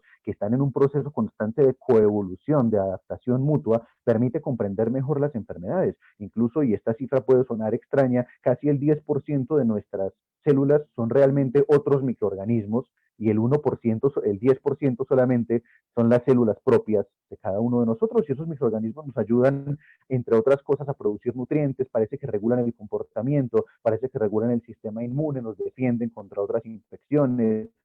El 8% de nuestros genes fueron hace millones de años virus que terminaron incorporados a nuestro ADN, y eso es otra manera de entender la enfermedad. ¿Qué tratamientos, por ejemplo, contra el VIH, que lo que hacen es cambiar unos receptores en la célula para que no entre el virus y entonces la persona no enferme, en vez de tratar de eliminar el virus, que es lo que hemos hecho hasta el momento? Por ejemplo, se ha encontrado que el 10% de la población europea es inmune al VIH porque tiene unos receptores que curiosamente se desarrollaron en el siglo XIV como defensa a una variante de la enfermedad que no fue peste negra, sino que parece que produjo un virus parecido al anthrax en ese momento. E incluso enfermedades nuestras, como las enfermedades autoinmunes, se relacionan con la llamada hipótesis de la higiene. Cuando no tenemos suficiente contacto con microorganismos naturales, terminamos haciendo enfermedades como el asma, como la enfermedad de Crohn, como el lupus eritematoso. Miren que es otra manera sistémica de comprender las enfermedades. En el sentido de las enfermedades virales, el virólogo Nathan Wolf en 2006-2007 publicó un estudio donde muestra que la mayoría de los virus humanos fueron primero virus animales que fueron mutando poco a poco hasta llegar a nosotros, y habla de 5 estadios, de unos virus en un estadio temprano, como el de que no son virus humanos, unos en una fase 2 como el de la rabia, que se transmiten de animal a humano, pero no entre personas, y así vamos aumentando. El ébola, por ejemplo, se transmite entre personas, pero por periodos cortos, hasta llegar a una fase 4 como la COVID-19, que es un virus, el SARS-CoV-2, que viene, parece que de los murciélagos o de los pangolines, pero que ya se puede transmitir de persona a persona. Y entonces el doctor Wolf propuso, precisamente en 2007, una especie de sistema de alarma global que iba a incorporar, por supuesto, nuevas tecnologías a la zoología, a la geografía y a la biogeografía y a la medicina para identificar personas que están en contacto con estos animales, como por ejemplo el caso de algunos chinos que consumen murciélagos, el caso de algunos africanos, de distintas poblaciones en el mundo, y tratar de contener ahí y de prevenir la aparición de nuevas pandemias. De hecho, en 2007, 2008 aparecieron varios artículos en revistas de virología que alertaban de un posible surgimiento de un coronavirus asociado a murciélagos, que es lo que tenemos hoy. Lamentablemente, por supuesto, la atención del mundo y la atención de los intereses económicos no estaba sobre esas propuestas que hoy, por supuesto, toman mucha fuerza y que, como ustedes ven, vienen de integrar varios campos: la historia de la medicina, que estudia otras pandemias, la biología evolutiva, que nos entiende en coevolución con otros microorganismos y no necesariamente en una especie de batalla que siempre van a ganar los microorganismos, porque sus posibilidades de adaptar sus genes a nuestros antibióticos son mucho más veloces que nuestras posibilidades de producir nuevos antibióticos, que cada vez son menores. Y también incluye, por supuesto, la ingeniería, la zoología y la geografía para identificar todas estas posibles fuentes de nuevas pandemias y prevenir nuevos episodios. Finalmente, quisiera hacer un último aporte, y es el aporte de la ecología, porque por supuesto, al destruir un ecosistema, la destrucción de ese ecosistema genera un desequilibrio que hace que esos virus que están ahí y que son relativamente inocuos para sus portadores originales, para el murciélago, para el pangolino, para el mono, terminen pasando a los seres humanos, mutando, víctima de esas presiones evolutivas, y generen pandemias futuras. Sabemos que, por ejemplo, los casquetes polares están en riesgo de ser un reservorio de virus que no conocemos, entre otras muchas cosas. Entonces, si no cambiamos de alguna manera nuestros modos de producción dirigidos a un desarrollo sostenible con menos impacto en los ecosistemas, tendremos nuevas y probablemente más graves pandemias que esta que tenemos hoy. No es por ser un agorero del apocalipsis, ni mucho menos, pero esas son las predicciones. Entre otras, el H5N1, la gripe aviar, que tiene una mayor mortalidad, el ébola, que tiene una mayor mortalidad, y otros tipos de coronavirus. Entonces, en esa integración interdisciplinar y en cambiar nuestro modelo de producción, por lo menos en algunos detalles, a ser más sostenible, está necesariamente el futuro de la humanidad en lo que a pandemia se refiere. De acuerdo, Julián, muchas gracias. Creo que acá hay temas muy importantes, ¿no? Desde el mismo desarrollo de las vacunas, como tú muy bien mencionabas, que no fue un producto netamente médico, no fue un producto netamente, digamos, biológico, sino fue una mezcla del ir y venir con ciertos sectores del conocimiento que pues devino lo que hoy conocemos como vacunas. Creo que con eso también es importante, para irle cediendo la palabra a Carlos, pensar un poco, por ejemplo, todo el tema de los derechos de autor, todo el tema de los derechos de autor en el marco de esta pandemia. ¿Quién está produciendo la vacuna más rápido? ¿Quién está, digamos, generando la vacuna? ¿La va a socializar? ¿La va a vender? Todo este tema es muy importante, digamos. Carlos, te cedemos la palabra. Muchas gracias. Gracias, Sergio. Bueno, la respuesta a esta pregunta es indudable que en el mundo globalizado en el que nos encontramos insertos, pues aquí en Colombia desde hace 3 décadas y en el mundo hace por lo menos 4, el conocimiento que va surgiendo en una latitud, pues se va conociendo en el otro, ¿no? Eh, lo, lo que a primera vista uno diría que va a favorecer una respuesta positiva en bloque respecto a las investigaciones que se están llevando a cabo para ponerle freno a la pandemia. Sin embargo, también es cierto que los científicos, dependiendo del país al que pertenezcan, o también a la farmacéutica a la que trabajen, pues pueden ver truncados sus esfuerzos por desarrollar una vacuna contra el virus, pues los gobiernos para los que prestan sus servicios no quieren darlos a conocer, consideran que es conveniente para sus intereses de seguridad divulgar los avances de dichas investigaciones. En fin, puede que haya una carrera por llegar a una vacuna efectiva contra el virus, pero esta competencia puede suscitar pues recelos, roces y enemistades entre los involucrados, lo cual puede perjudicar la consecución de la meta que nos debería unir como integrantes de la especie humana, ¿no? Incluso se habla del interés de organismos, de organizaciones transnacionales por acaparar la producción y aplicación de posibles vacunas, que serían soluciones transitorias a la pandemia, solo con el propósito de seguir produciendo más vacunas para su comercialización en el mercado mundial. Un negocio similar a las de las diferentes versiones de Windows, en el cual las empresas productoras crean en los clientes la necesidad de adquirir la última versión, que es mejor que la anterior, y así sucesivamente, ¿no? Así como la pandemia ha provocado una multitud de consecuencias negativas en los diferentes ámbitos de la existencia humana, de la misma manera se le debe analizar y combatir desde los diferentes campos del saber a través de una respuesta integral que incluya los saberes tradicionales. Aquí pues yo me atrevería a decir que, no sé, como decía Ortega y Gasset, que pues en cierta manera este grado de especialización en el que se encuentra inmersa la humanidad desde hace varios siglos, bueno, especialmente desde el siglo XVIII para acá, pues ha conducido a que perdamos un horizonte de universalidad, ¿no?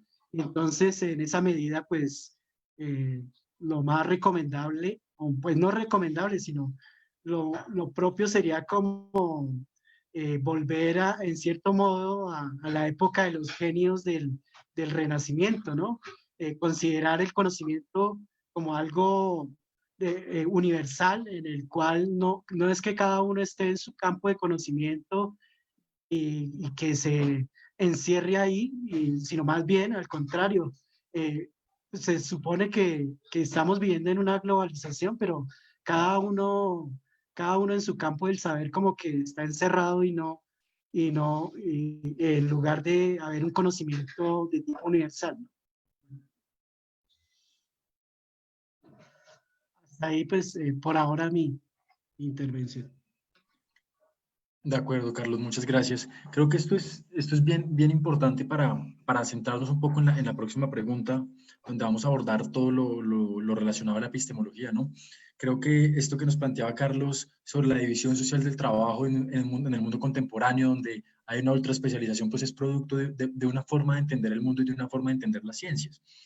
En ese sentido, creo que es importante, digamos, tenerlo en cuenta porque nos ayuda a ver hacia dónde nos aproximamos, si vamos a hacer una ciencia para legitimar lo que hay, si vamos a hacer una ciencia para modificar lo que tenemos en este mundo, no solo pensando en términos de la pandemia, por ejemplo, sino en temas de desigualdad, en temas de atraso económico, de atraso político, de atraso cultural. Entonces, la siguiente pregunta que nos planteamos ya para ir cerrando, digamos, esta sesión de preguntas es, ¿desde qué perspectiva epistemológica podría analizarse el fenómeno del COVID-19? Es decir, ¿cómo podemos aproximarnos? ¿Qué elementos son necesarios para realizar los análisis? Entonces, María Gabriela, escuchamos. Muchas gracias. Gracias, Sergio. Bueno, después de todas estas reflexiones, esa siempre la epistemología, que es la base de todo conocimiento, es la pregunta más difícil, ¿no? Y con lo más difícil, pues se hace el cierre, ¿no? Yo, para estudiar un poco el fenómeno, sobre todo desde el punto de vista filosófico, ya que esta no es mi área tan directa, me vio obligada a revisar unas reflexiones que no son mías y que las voy a compartir para responder un poco eso, que corresponden al filósofo colombiano Jaime Santamaría. Él cuenta cómo se ve la crisis del coronavirus desde ese campo del saber, pues de ese campo filosófico. Y la catástrofe que en este caso representa, ¿no? O qué representa, ¿no? Entonces, él hace unas reflexiones y toma 3 puntos específicos para eso. ¿Sí? Si quiere el doctor Julián que pudiera silenciar el micrófono, qué pena, disculpe, por favor, gracias. No, el mío entonces, está fíjense silenciado. acá. Sí, entonces fíjense acá, ¿no? Las perspectivas epistemológicas que nos plantea Jaime Santamaría son las siguientes, y se las comparto para responder lo que nos decía Sergio, ¿no? El COVID-19, dice, parece desbordar cualquier capacidad de análisis, de planeación y de previsión, ¿no? Él hace esa primera acotación. Y nos cuenta, dice, desde las ciencias más duras, porque la vieja naturaleza es escurridiza e inaprensible. Entonces nos recuerda con un pequeño sacudón, así tal cual, cuál es nuestra vulnerabilidad, ¿sí? Estamos frente a una situación que va más rápido que cualquier posibilidad de acción y de reflexión. Y este hecho adverso, también lo comenta, no nos debe llevar a la parálisis nerviosa o a la inhibición paranoica del pensamiento, sino por el contrario, tenemos que salir fortalecidos en medio pues de algo que nos tomó por sorpresa a todos nosotros. También él comenta que la pandemia, como cualquier situación límite, nos obligó a pensar no solo en el virus, sino también que nos empujó a interpretar todo el contexto a nuestro alrededor, es decir, en forma global, como bien lo dijo el profe Carlos hace un ratico. Entonces, establecer relaciones no obvias, ¿verdad? Que no son solo para la ciencia médica, nos obligaron a poner en duda los valores sobre lo que hemos levantado la frágil civilización humana. De hecho, por la situación misma, los valores que sostiene la economía, las instituciones públicas, las relaciones globales, y todo eso parece tambalear, ¿sí? También hay otra parte donde él dice que la gente se sienta tranquila porque los filósofos en ningún momento tienen mucha incidencia en todos esos sectores que atañen a la economía, la soberanía nacional, la salud pública y la administración de la vida. Pero entonces él cierra con algo que me parece genial, que dice que es un buen momento para pensar en la obsesión, con la obsesión que teníamos, ¿no? De no equivocarnos. Entonces, nos toca hasta equivocarnos en los diagnósticos, comenta el profe Jaime, ¿no? Entonces, fíjense, y nos hace una reflexión para que evaluemos, ¿verdad? Para que comprendamos esta situación que nos puede conducir a cometer errores, también nos habla pues de esa parte reflexiva personal, y a mí me permite hacer un cierre pues desde el punto de vista académico. Entonces, fíjense, en el ambiente académico, ¿cómo llevo yo este contexto epistemológico a lo que nosotros hacemos, ¿no? Y a lo que es la ingeniería mecánica? Entonces, para el ambiente académico, nos va a permitir interactuar con otros escolásticos, nos va a permitir tener opiniones que sean contrapuestas a las nuestras, vamos a tener opiniones contrarias. Eso nos va a ayudar en el fortalecimiento del hacer, del construir ideas, ¿verdad? Tenemos también que cancelar un poco los extremos, tenemos que promover el aprendizaje abierto, hacer ese cambio interior, ¿no? Y hay una parte que me gusta muchísimo, que es un prefijo que se usa con la palabra confirmación, pero que se llama desconfirmación institucional, la llamo yo, ¿no? Porque mantenerse escéptico para nosotros también va a ser un poco de una obligación. Vamos a tener una oportunidad para promover un auténtico crecimiento intelectual entre quienes aprenden de nosotros. Ese es un reto que tenemos allí. Y es una misión que tenemos como docentes pues, en este campo del saber. Entonces yo espero que con esta contextualización, que no me pertenece del todo a mí, sino como les dije al profe Jaime Santamaría, quería, bueno, complementar pues la parte epistemológica que Sergio nos pidió que compartiéramos acá con los otros panelistas. Claro, María Gabriela, muchísimas gracias. Importante, un análisis muy interesante del profesor Jaime Santamaría, un gran especialista en Lacan, que, digamos, nos trae la profesora María Gabriela y que nos da muchas herramientas para entender lo otro, en ese sentido lacaniano tan profundo, tan interesante, que nos puede abrir las puertas para aproximarnos a algo nuevo, ¿no? Para aproximarnos a algo distinto desde el ya, desde el ahora. Entonces, Julián, no sé qué quieres comentarnos al respecto, cómo evalúas, digamos, la perspectiva epistemológica. Muchas gracias. Bueno, me gustaría hacer 3 comentarios. El primero, muy a propósito de los excelentes comentarios del profesor Carlos Alberto hace un momento, que tienen en cuenta también la noción de la interdisciplinariedad o transdisciplinariedad. De hecho, hay un filósofo colombiano, el doctor Germán Velázquez, que se ha ocupado en los últimos años, en las últimas décadas, de lo que llama el acceso a medicamentos, o sea, los problemas geopolíticos, económicos y filosóficos del acceso a medicamentos.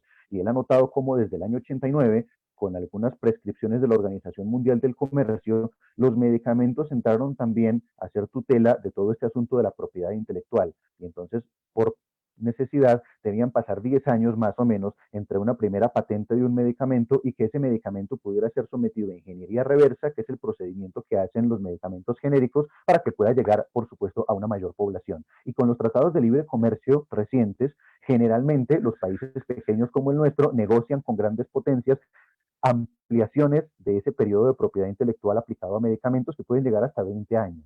Eso hace, en el análisis del doctor Velázquez, que una muy poca cantidad de la población sea la que tiene la mayor cantidad de medicamentos y los países que tienen más problemas en salud sean los últimos en acceder a esos medicamentos por estos problemas económicos asociados a las patentes. Por supuesto que esta historia tiene un montón de matices, de nuevas legislaciones, pero es bastante interesante. Primero, pensar cómo va a poder aplicar todas esas restricciones para acceder a medicamentos que nos da la Organización Mundial del Comercio para este caso de la pandemia, porque recuerden que las leyes, digamos, de la Organización Mundial del Comercio son de obligatorio cumplimiento por los países miembros, mientras que las recomendaciones de la OMS, de la Organización Mundial de la Salud, suelen ser simplemente sugerencias que se pueden acatar o no. Entonces, ¿cómo va a ser el acceso, lo que preguntaba el profesor Monroy, a las nuevas vacunas, a los nuevos medicamentos antivirales que están surgiendo y que parece que pueden paliar un poco este virus por parte de los países del tercer mundo que tenemos esas dificultades económicas? Y muestra también, por supuesto, el trabajo del doctor Velázquez, cómo un filósofo puede dedicarse a la reflexión en temas tan prácticos y tan importantes y tan cotidianos como es el tema del acceso a medicamentos, que incluso ha llegado el doctor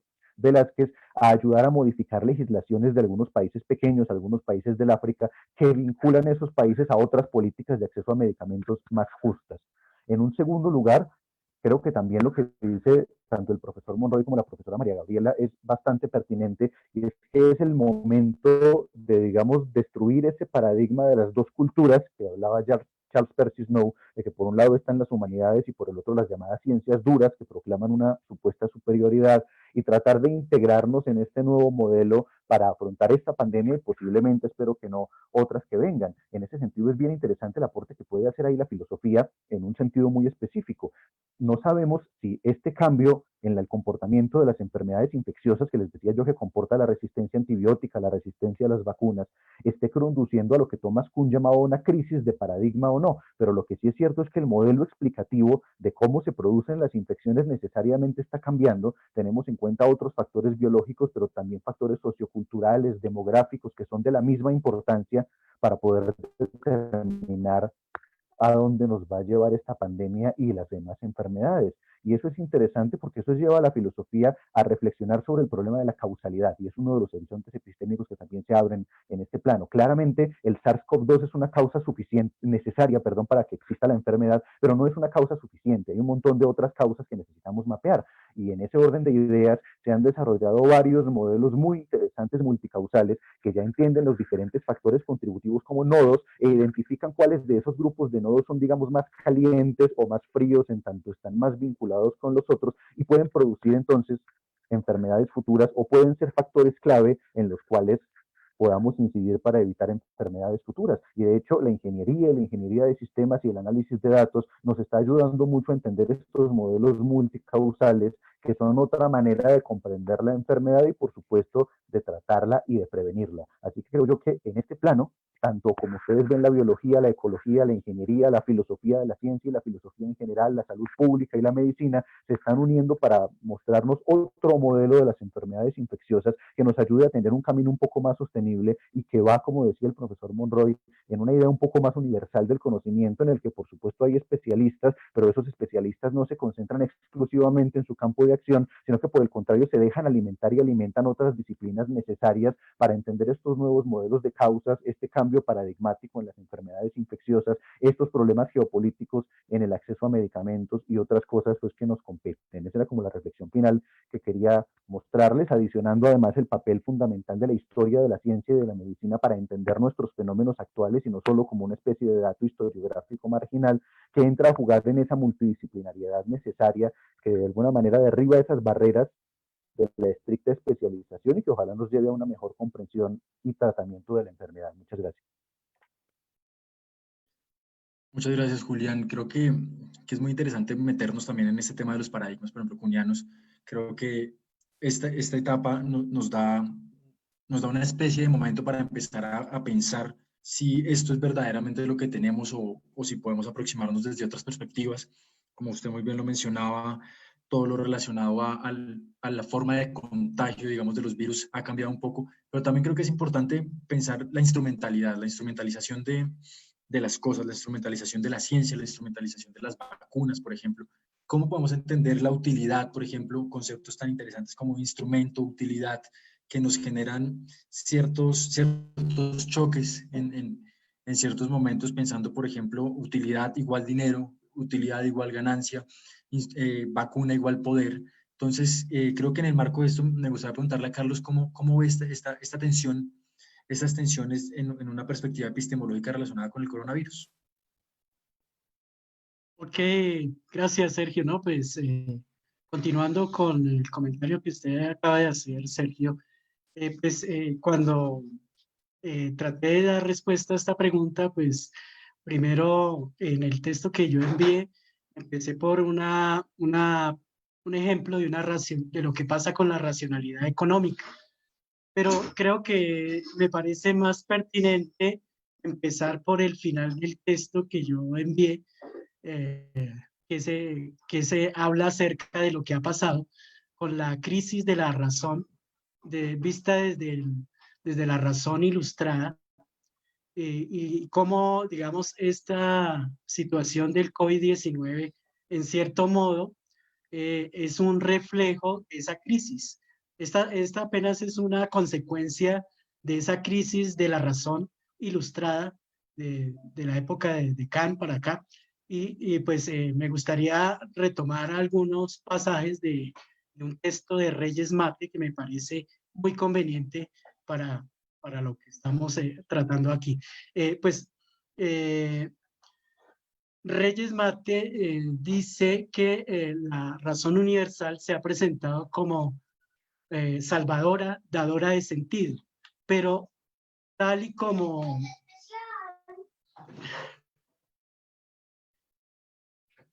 un segundo. Es que... ¿me permiten un segundo? Voy a retomar aquí. Gracias, Claudia, por ayudarme.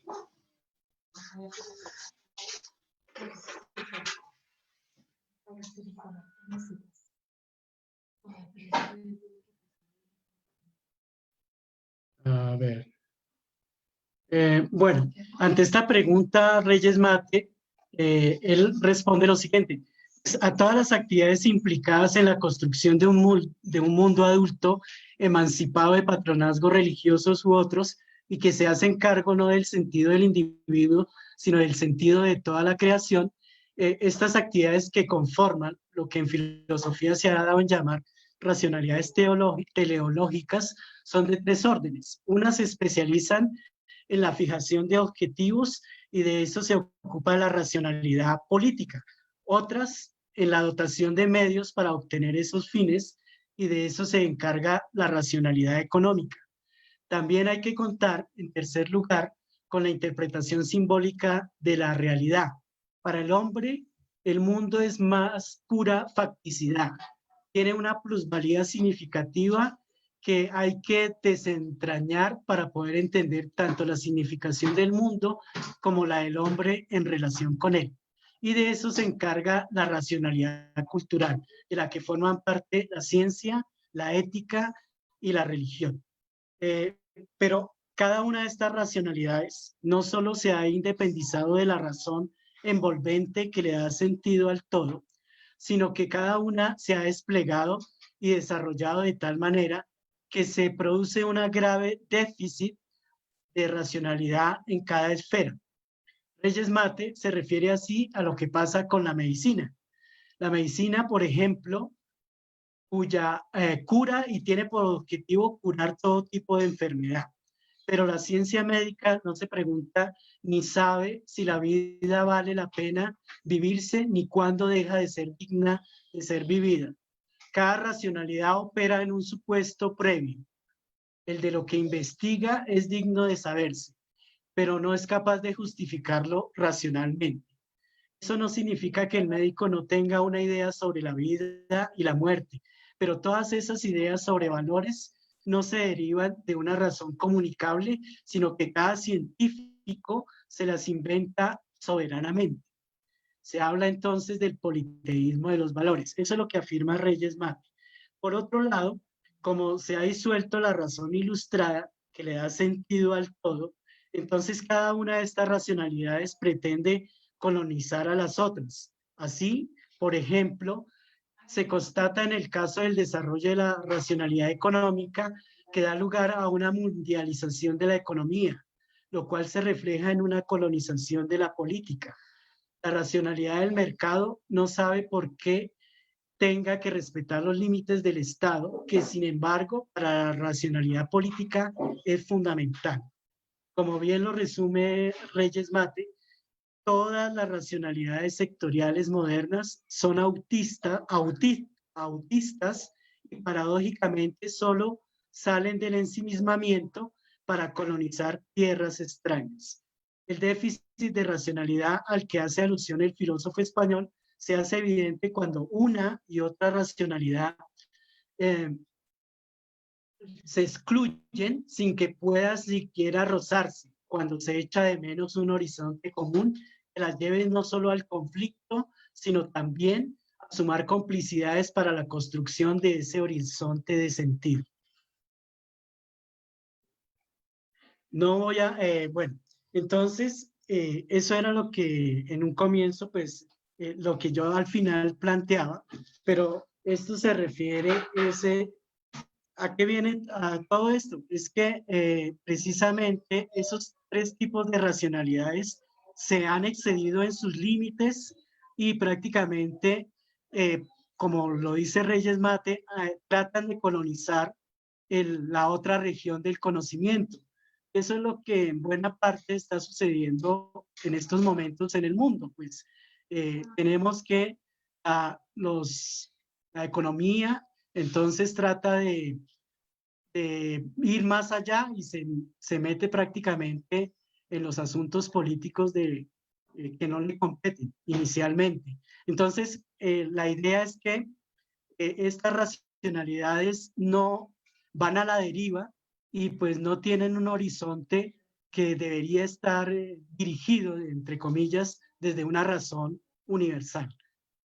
Pues en el texto que yo le envié a Sergio, pues al comienzo hablo de lo que pasa con esta lógica económica que viene pues por lo menos desde finales de la Edad Media y que pues parece que en estos momentos tuviera ya un momento de crisis sumamente poderosa. Claro que pues ya ha padecido varias crisis como la de 1929, la del 2008, una de las más recientes, pero pues aquí está en cuestión si debemos seguir con un sistema económico como este, el capitalista, si debemos buscar otras alternativas que ya pues no es que no existan, sino que debido pues a la injerencia del capitalismo pues no están, no se han resaltado, ¿no? Porque existen, ¿cierto? Hay otras formas alternativas de producción, de distribución de alimentos, de producción económica en general, ¿no?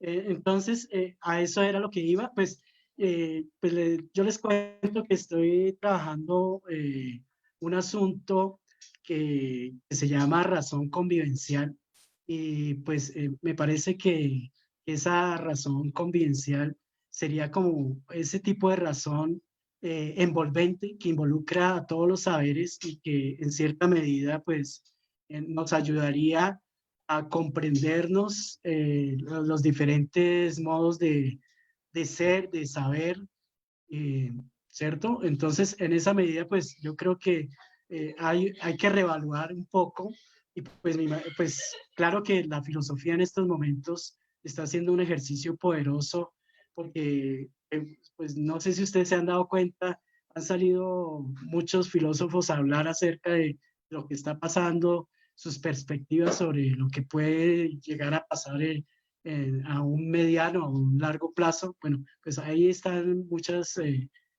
conjeturas que se pueden dar al respecto, ¿no? Esa sería pues mi intervención. Muchísimas gracias, Carlos.